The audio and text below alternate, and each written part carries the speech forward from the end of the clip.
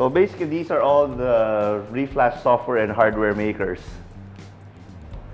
The most copied reflashing tool in the whole world is this one, Alien Tech. It's an Italian company. This module alone is 2,500 euros. Ang trabaho niyan is just to read the ECU data and to write it. That's it.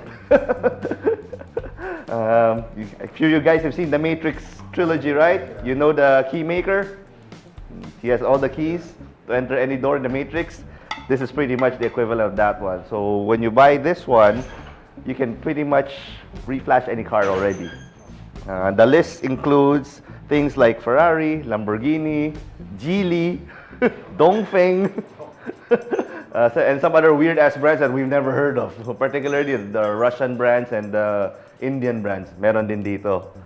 Although they're by no means complete, but this is the most substantial one. So what happens is when we plug this into the car, it's using this one, it's a OBD port. This one is pretty standard on any car. Every car, dapat technically 1996 onward, meron na to eh. So this is an agreed standard that every manufacturer in the world agreed to para mag-diagnose.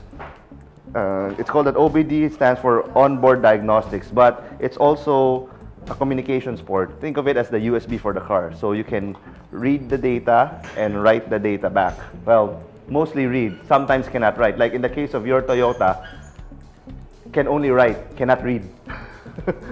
So that presents a unique problem for Toyotas because how can you edit the file when you don't have the file to begin with? This is Italian. This is US. This is Russian. This is also Russian.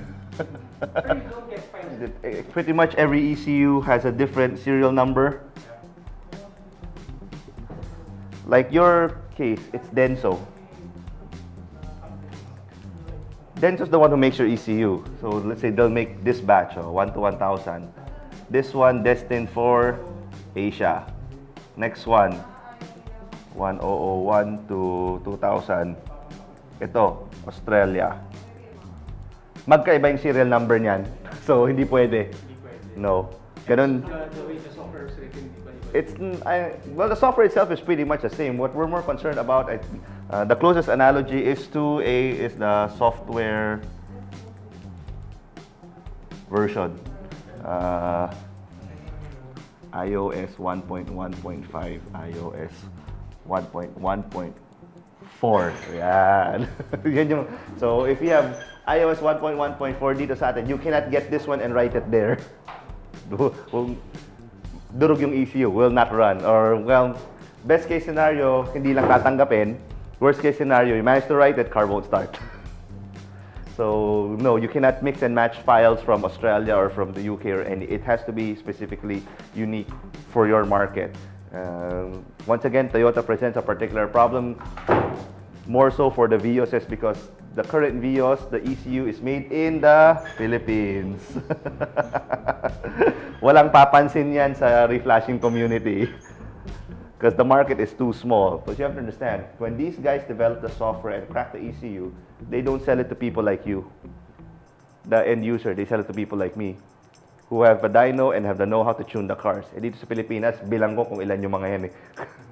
As in, bilang ko dito kung sino yung kaya magtono nun. So, no point for them to crack that. Even if you pay them, ganun yun eh. We've seen already 3 different ECU numbers made in the Philippines for the Vios. I can send them the actual ECU, then they'll ask for a shitload of money just to crack it. Wag na, not worth it. So once you read the file, it's actually in a binary format. .bin. What that simply means is you can open it in Microsoft Text and it will come out as gibberish. In raw form, obviously it's 010101101101 binary format. This is unreadable to humans. So every reflashing software in the world uses what's called either a driver definition file or map pack. All of these are basically table of contents that translate this into English. So once this is translated, once we see it in the software, we will see things like fuel rail pressure map, injector open map, throttle map, so on and so forth. There are typically about 30 of these things inside the ECU, and each of these maps will pretty much look like an Excel file.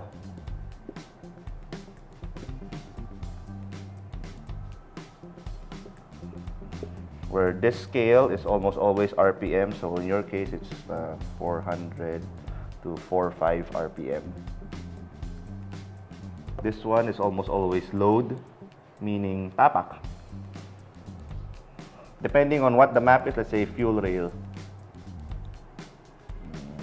0 to 100. May mga laman yan. So let's say 200, 250, 270, 300, so on and so forth.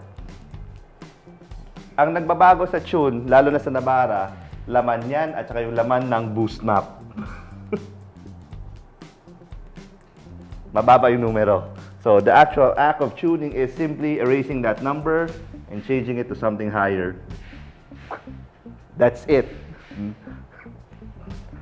Now the trick there and the hard part is actually figuring out how much number to change to and what among all of these to change. Yun yung binabayaran nyo. I can actually give you the software and you magtono. You can experiment. Go ahead. No problem. Ha? Oh, parang dyno. Then you just pay for the 1 hour worth of dyno. No problem. You can save 20 grand. You do it yourself. Kasi may mga pilosopo din eh, na, lalo pag bata, eh sir, mabilis lang pala gawin eh. Bakit mahal? Ah, ganun. O sige, let's take another software that pretty much everyone's familiar with. Photoshop. Oh, libre yan. But so why are you paying free for a college student versus for a professional artist? Software is the same. Pareho lang naman pinag-aralan nyo. Why the big disparity in price? Nasa gumagamit. Pag hindi pa nila intindihan yan kasi the bad part about kids who like cars, their psychological makeup has been pretty consistent throughout the years, which is number 1, absent sa school, 2, lakwatsa, 3, barkada, basketball. In short, hindi nag-aaral. So they may not, school vocal, they may not get that, but the analogy that I always give in tuning for kids who don't study is this. When you say the word tuning, what's the first thing that comes to mind? Ano ginagawa dyan? Tinotono.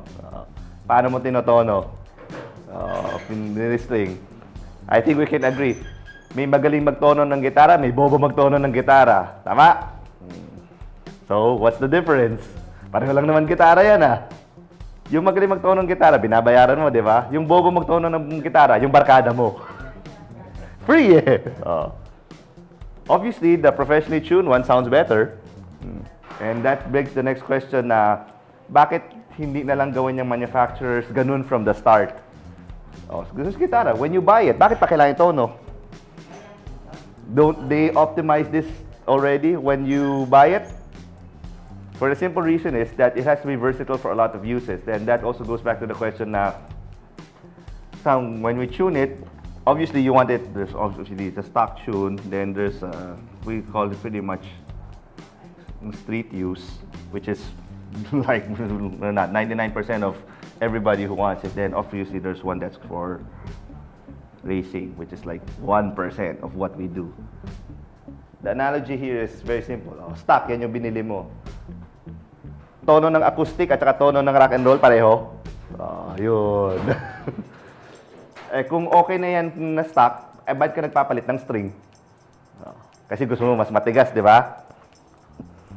You want it, pag pinitik mo, mas maganda, iba yung sound. Yun, that's tuning. Same thing that we're doing with the car. You're not happy with the stock form, that's why you tune and you modify it. Yun din yung sagot. Bakit hindi ginagawa ng manufacturers yun? Personalization. So the things that we adjust in both of your cars are primarily fuel pressure, injector duration, injector timing, boost, throttle. Yun, EGR on your cases. Ito, pinapatay na namin to. We render everything to 0, so it will never open ever again. Speed limit. Speed limit is, the correct term is not removed, it's raised. So, I believe the stock speed limit of yours is 180 yata eh. Sa'yo parang, if I remember correctly, it's around 210. So, this one, 250. 250. Yun. Actually, it can be 999 if I want to. Pwede yan. Tatanggapin ng software yan. Yun lang. Yes, that's air-fuel ratio is a factor of two things. Fuel pressure and boost. These are the two things that determine your air-fuel ratio. And for the diesel air-fuel ratio, unlike gasoline where there is a pretty narrow range, it's about 13 to about 12:1. This is the range that makes power for most gasoline cars. On the diesel, it can be variable. It can be anywhere from 30:1 all the way up to 10:1. And it will run. Most diesels nowadays, if you notice, are not as smoky as the old ones because they run a very, very lean air-fuel ratio. Our dyno can actually only read up to 20:1. Anything beyond that, wala na. No. Ito yun. This is the whole, pag ni-reflash ba, mausok argument. Not argument, the reasoning why. Okay. 20:1 here. Then this is 14:1. Your stock air-fuel ratio is pretty much here. Sometimes it dips here. So to get more power, the diesel is a pretty simple animal. You have fuel, you have air. You add fuel, you add air, tataas yung power.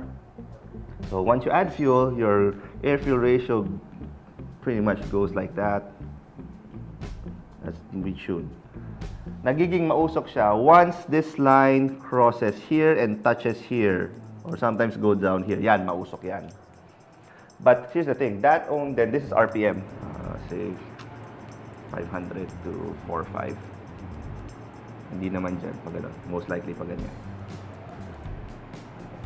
This point is normally 3,000 RPM. Magiging mausok lang siya pag 100% throttle and 3,000 RPM. Todo bira. Then as you go towards red line, nawawala.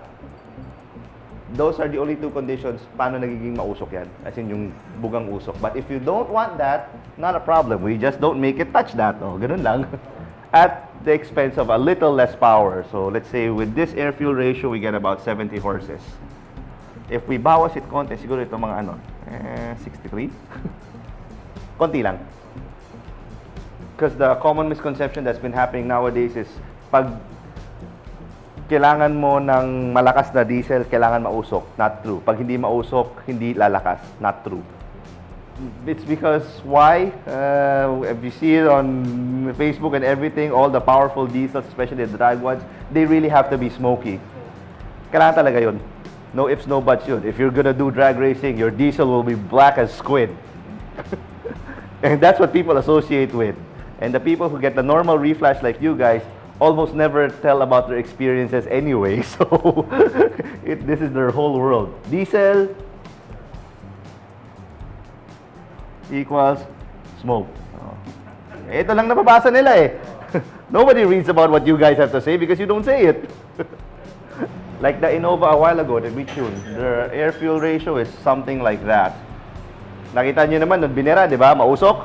Hindi. Pero malakas, it's 40 horses more.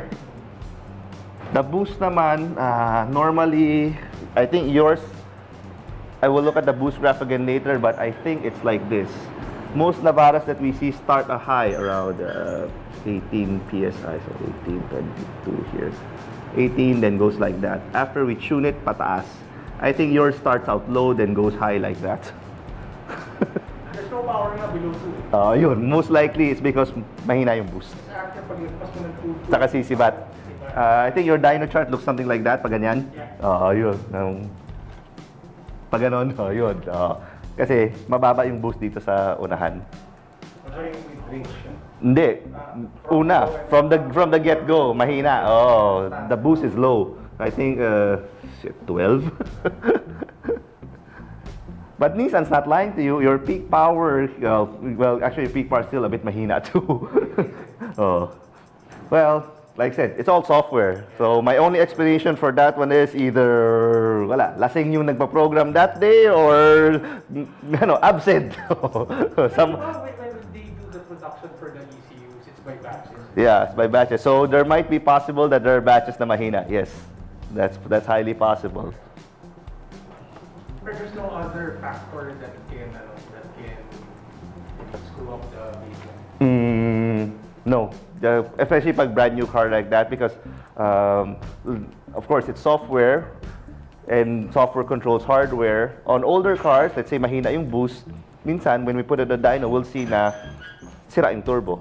The boost is really bad and really low. No matter what we do on the software side, hindi umaangat. That means sira yung hardware na kinokontrol. So yun, palit hardware. But that happens pretty much on the older cars. On newer cars, the assumption is everything is new, everything's working fine. Well, actually, everything is working fine. Tumatakbo naman, may aircon. Matipid. Ano na reklamo mo? And when you bring it to Nissan, mahina.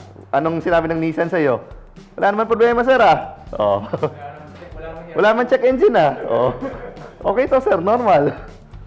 Then you walk away feeling, tangin na to, Or tangin ng kasa talaga, walang alam.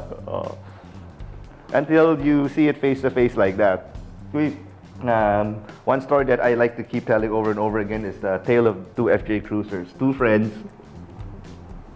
bought two FJ Cruisers, same color,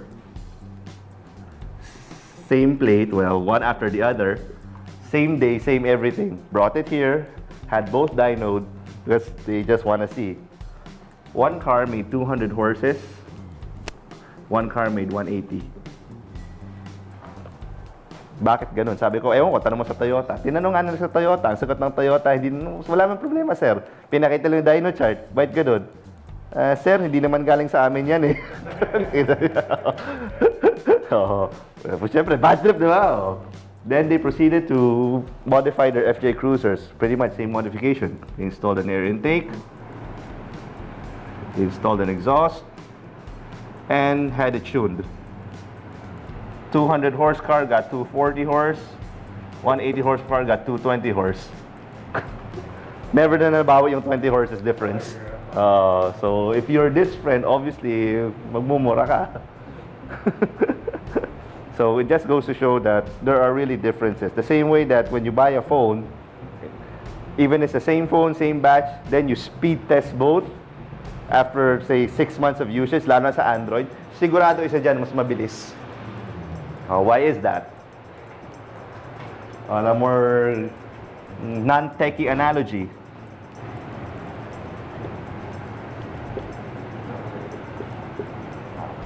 both train for a marathon, both eat a burger a day for 30 days, same workout routine, same everything. Pag pinagkarera mo yung dalawa, may panalo, may talo? Will they post the exact same time? No.